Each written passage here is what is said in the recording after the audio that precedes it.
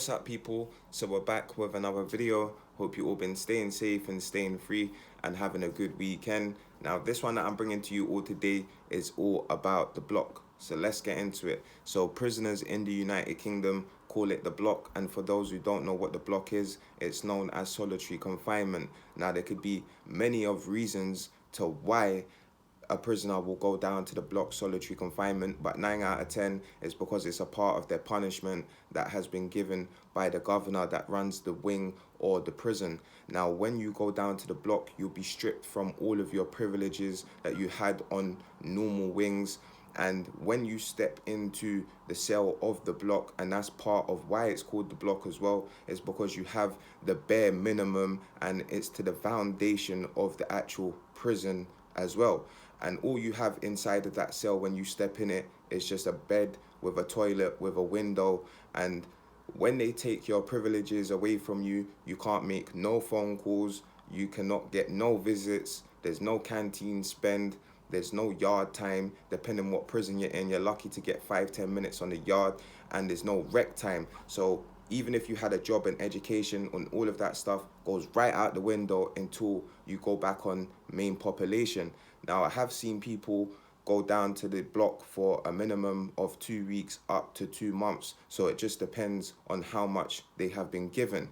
Now, if you struggle to do your time on a normal wing with all of, your privileges stuff of your TV, console, books, and it mentally gets to you, then going down to the block ain't for you, as you have nothing but your own devices, which is nothing apart from your brain. So if you cannot ride your bang up time, the block is not for you, as you have no newspapers, no books to read, and you'll mentally lose it. And there's people that ride their time on the normal wings with all of those stuff and mentally break down as it is, let alone go down to the block for a few weeks or a few months and suffer that way.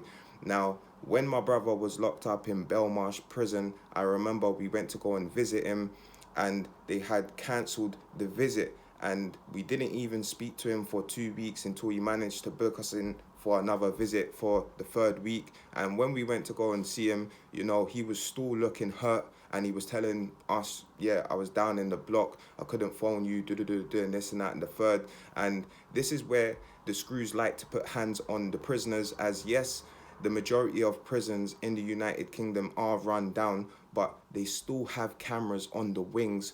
The screws are not as dumb as every prisoner thinks, They're going to get their own get back, as when it comes to the cell extractions or wing extractions, they will put hands on a prisoner inside of a cell when it's not being recorded, or when they have to extract your ass off from the wing and put you down into the block. As depending what prison that you're in, you might have a camera facing at the camera of the gate of the block, or there might be no camera at all. And if there is, then there could be a camera that's facing at all of the cells.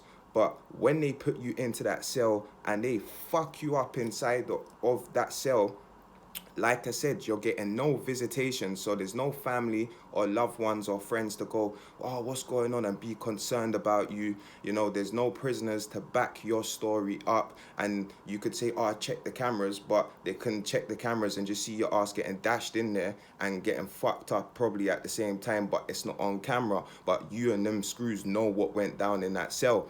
Now, that is just something to think about when you're inside a prison, and you will be left down there for you to revive. So if you get 2 weeks and you get fucked up while you're down there too, just expect the extra week before you then go back up onto the main wing. And that's True Life Talks. So I hope you all have enjoyed this video. If you have got any of your story or any of your thoughts on this, do drop a comment and let me know.